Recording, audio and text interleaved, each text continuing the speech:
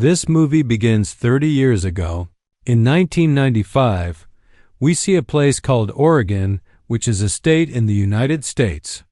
There was a village in its hilly area where we see a child named Blake who lives with his dad, because his mother had died a long time ago.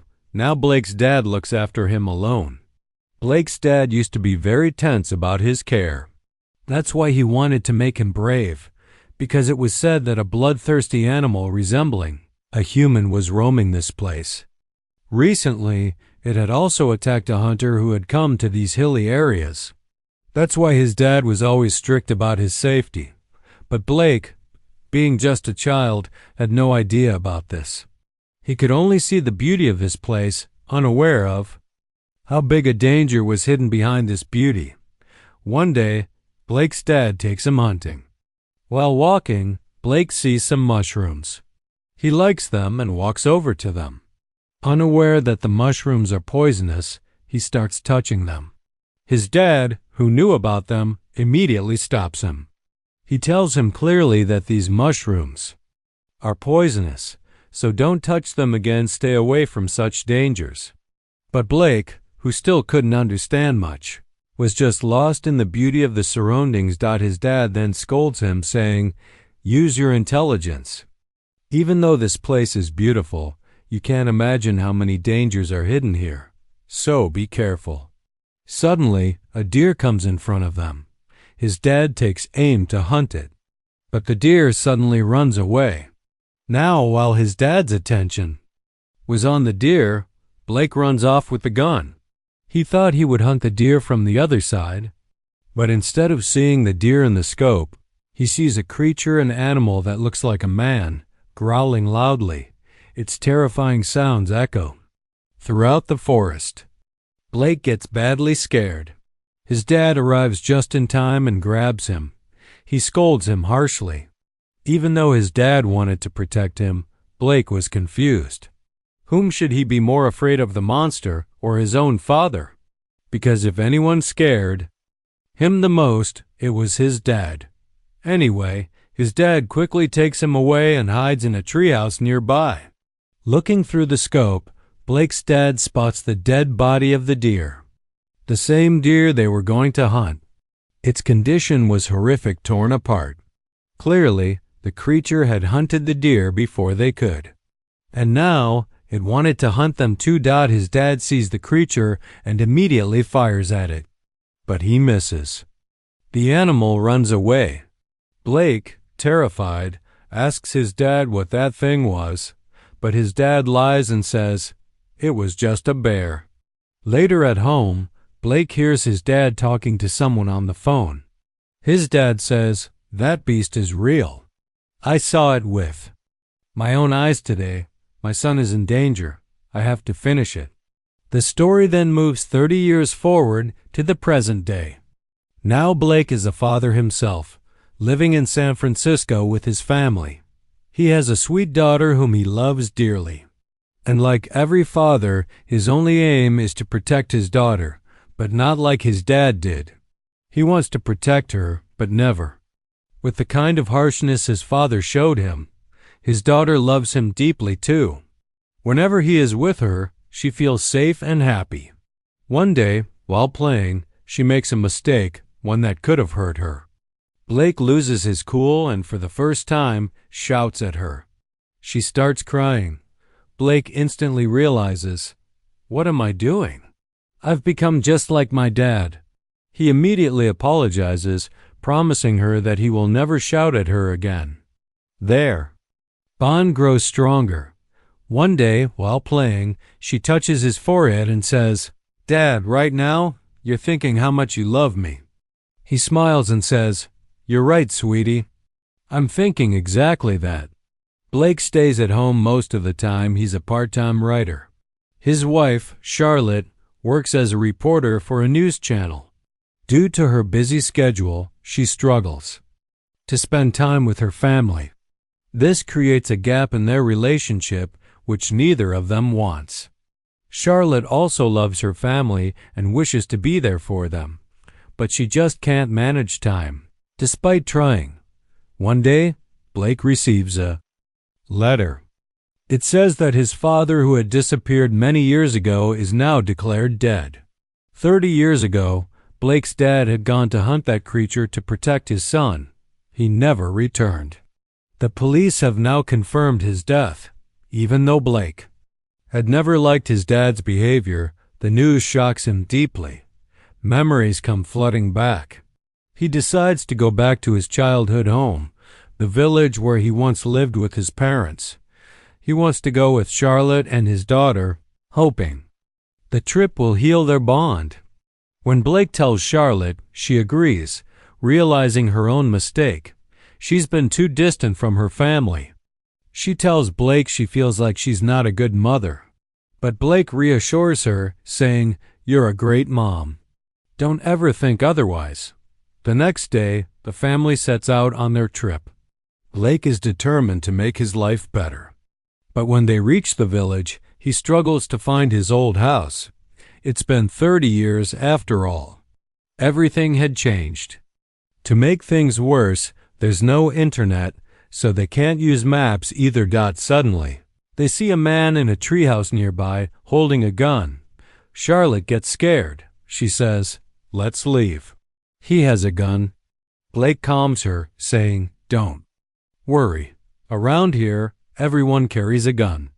As the man approaches, it turns out he's Blake's childhood friend. He recognizes Blake and is happy to see him. Blake asks him to help find the way to his house. His friend gets in the car with him to guide the way. It's getting late. They are now close to the house, but suddenly something strange appears in front of the car. Blake gets distracted and they meet with a terrible accident. The car flips over. Blake's friend, who is extremely scared. Blake's friend tries to get out of the car. Their car was flipped upside down. As soon as his friend opened the door, he fell to the ground where the creature attacked him. Seeing this, the family panicked. Charlotte and her daughter managed to get out, but before Blake could escape, the creature attacked him too, injuring his arm. Still, he somehow got out. All three fled and saw a house nearby. It was Blake's childhood home. He ran toward it with his family because the creature was right behind them.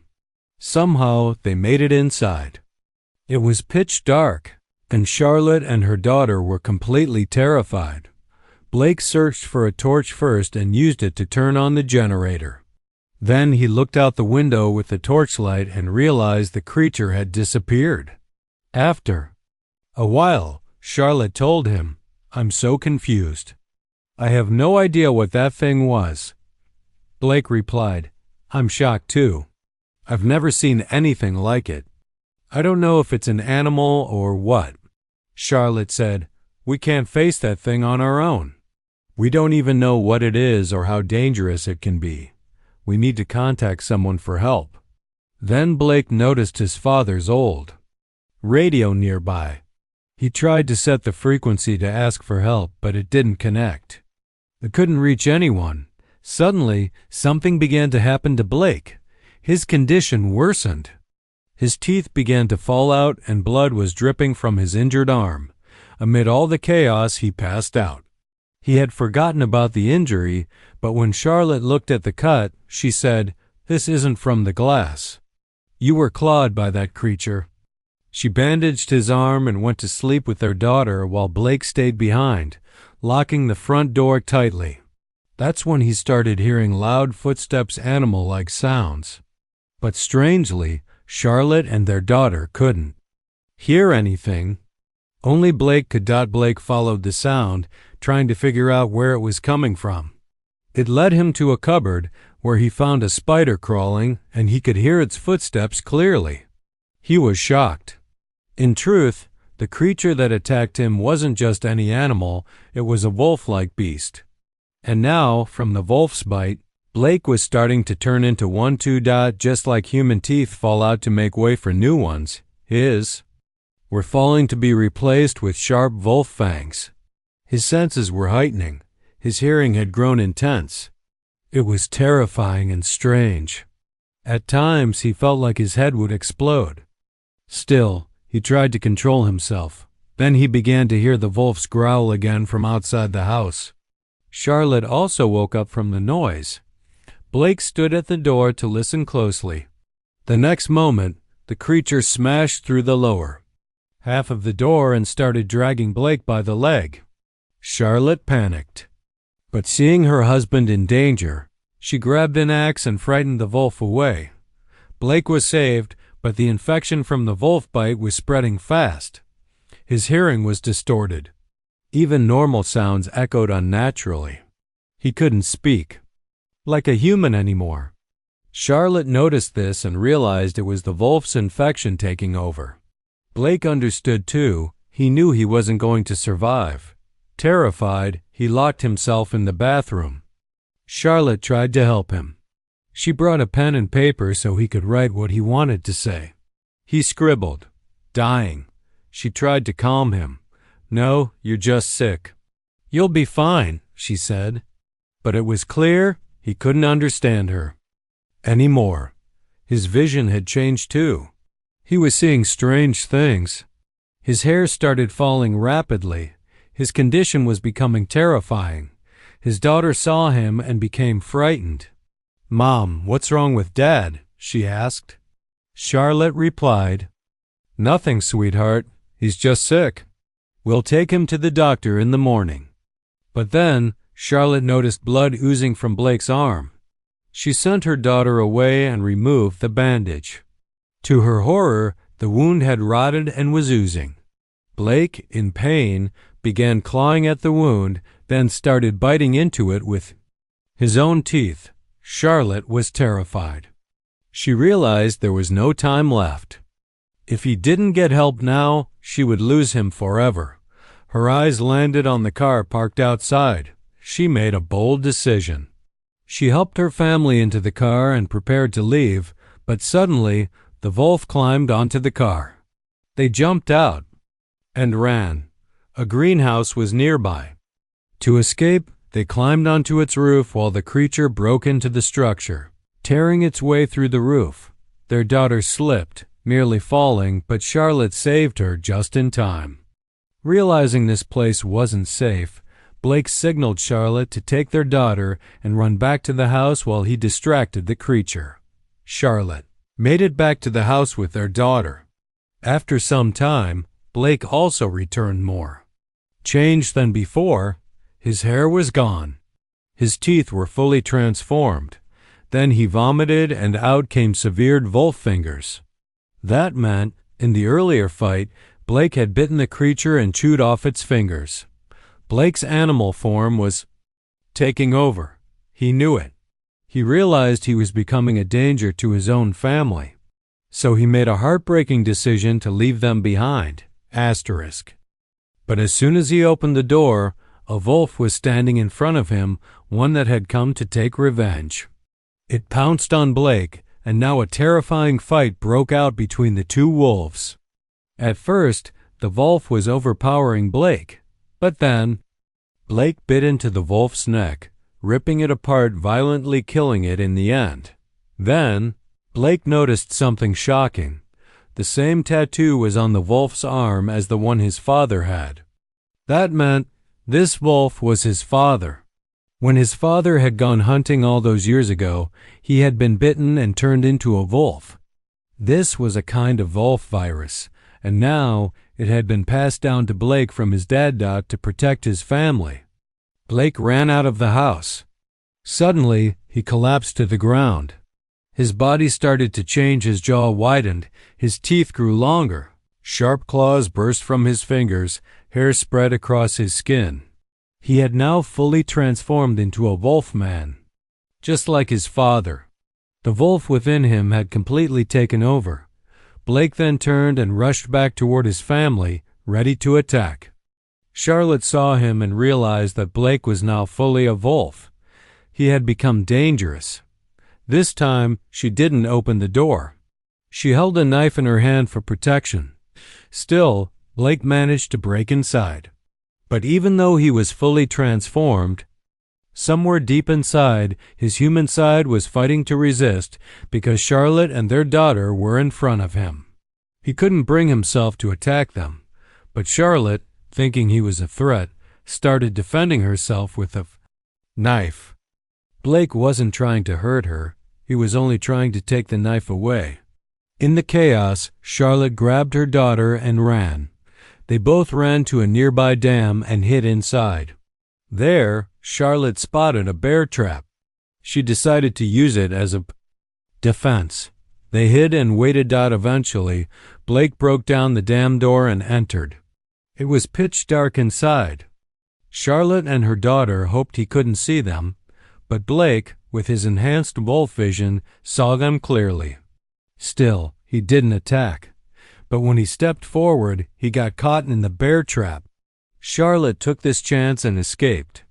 With her daughter to free himself, Blake bit down on his own leg, tearing through the flesh. Then, crawling in pain, he began chasing them again. After running for a while, Charlotte and her daughter found themselves back at the place where it all began. Their overturned car was still there. Nearby lay Blake's friend's severed hand. And a gun. Charlotte picked up the gun and took her daughter into the treehouse to hide. By now, morning had arrived. Blake soon reached the treehouse too. He climbed up and looked at them, but even now he didn't attack.